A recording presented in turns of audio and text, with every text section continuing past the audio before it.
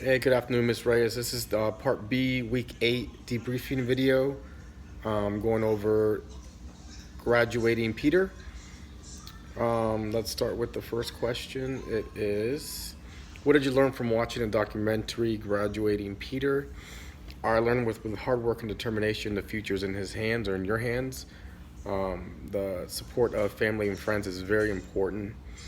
As you saw in the movie, his mom was very influential and very, uh, in a way, tough love, where she pushed him to try to be the best he can and wanted him to be ready for the future. But another thing I noticed was his friendships he formed throughout the documentary was very influential as well.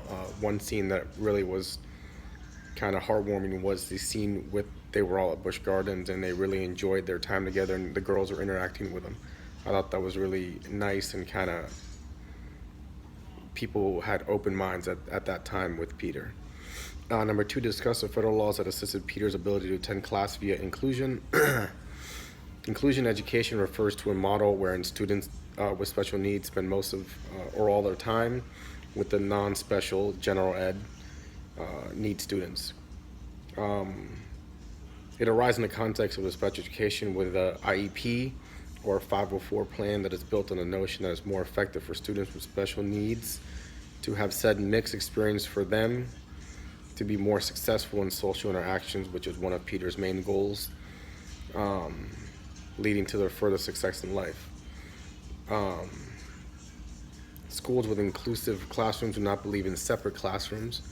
They don't have their own separate world, so they have to learn how to operate with students while being less focused on by the teachers due to a higher number of student to teacher ratio. Schools most frequently use inclusion model for selected students with mild to moderate special needs. Fully inclusive schools, which are rare, do not separate gen ed and special ed programs. Instead, the school is restructured so that students learn together. What are some of the psychosocial problems that Peter faced? He suffered from depression, his emotional outbursts that he had throughout the documentary, and socialization issues, which was one of his main issues he had growing up.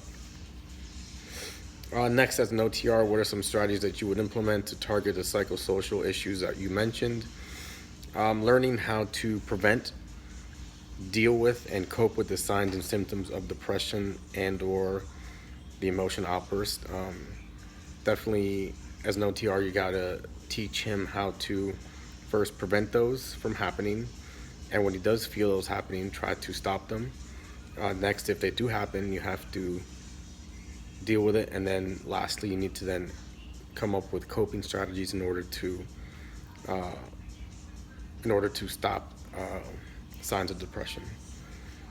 As he ages out of school system, what resources would you recommend to his parents? Definitely the National Down Syndrome Society and the Association for Down Syndrome are national resources available for Peter and his family. And in Virginia, statewide, they're located all over the state, north, south, east, and west. They came up with a bunch of them. There's around 10 Down syndrome organizations. That's just one organization that has 10 different statewide facilities that could help them.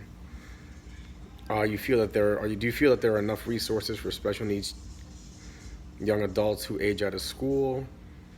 Yes and no. Yes, because there are definitely a lot of resources available to young adults with Down syndrome who have aged out of the school system, but no, because I think there needs to be more emphasis on job placement, job readiness, maybe vocational programs, things that are going to be beneficial for that person in the future and will help them to lead a successful life independently, and something that will help them to fulfill their life the way they should. All right, hopefully that's okay, and I will talk to you soon. Thank you. Bye-bye.